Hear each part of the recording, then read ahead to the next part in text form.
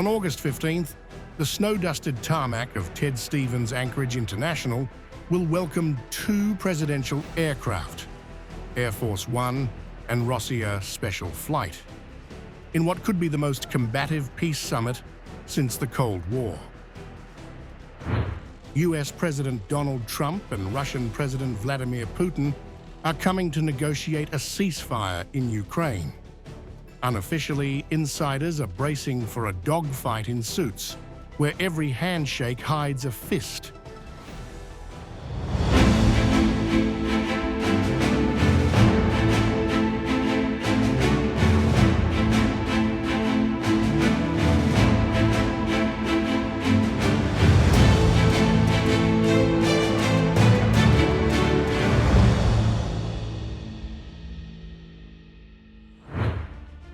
Trump's war room on ice. Trump will march into Alaska with a delegation that mirrors his governing style. Equal parts loyalty, flair, and confrontation.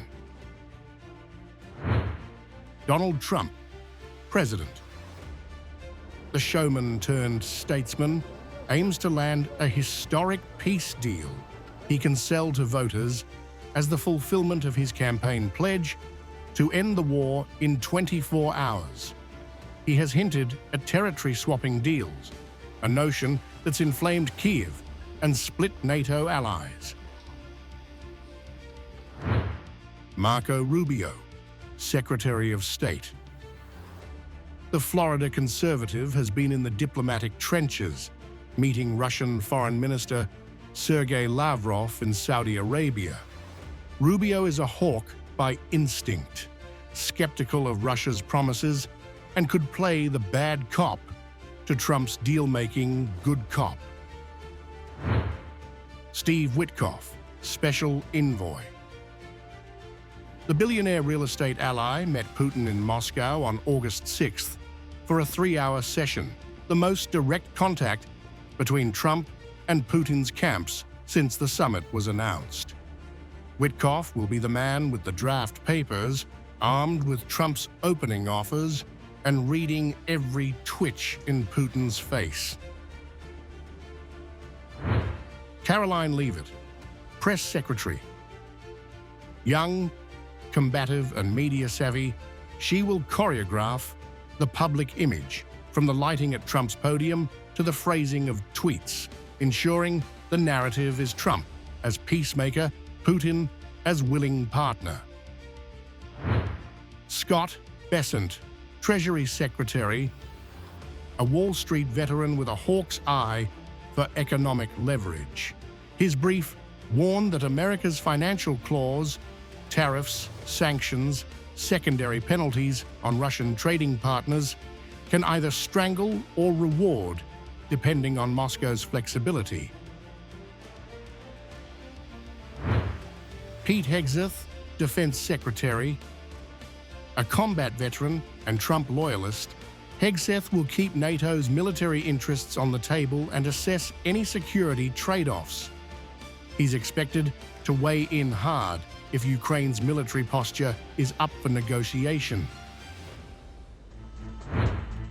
Putin's tight formation.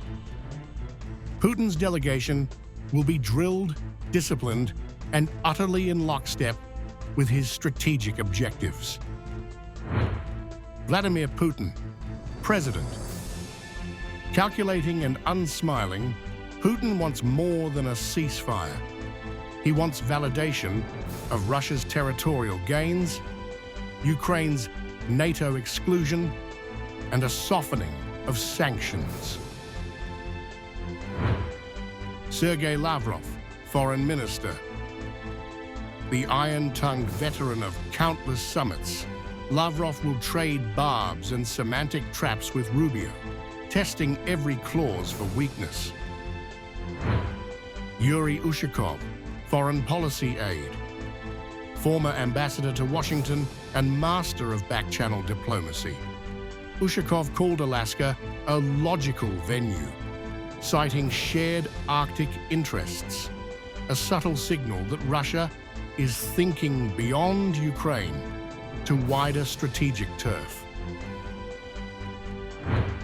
Vladimir Medinsky, Ukraine talks chief.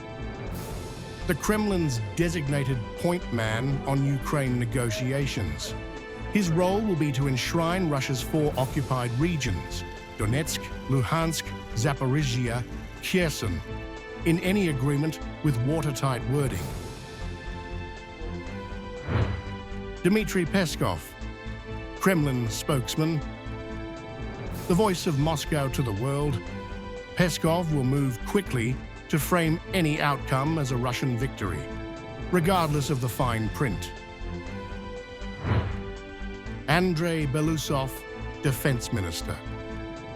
The military mind in the room, Belousov will measure every concession against battlefield realities and advise Putin if any proposed ceasefire endangers Russia's strategic edge.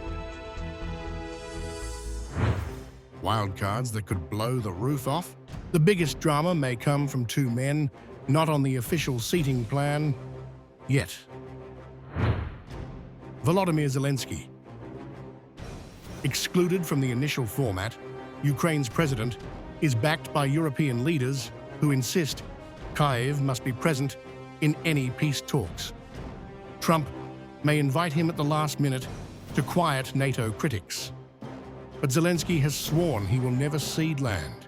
If he takes a seat at the table, expect a public, possibly televised rejection of Putin's terms. Dmitry Medvedev. The snarling ex-president and Security Council deputy has mocked Trump's ultimatums and even joked about reclaiming Alaska for Russia. If Putin brings him, it will be to rattle the Americans and goad Zelenskyy, a provocation that could turn tense talks into a shouting match. The stakes and the spectacle. Security sources say the summit will resemble a chess match, played with knives.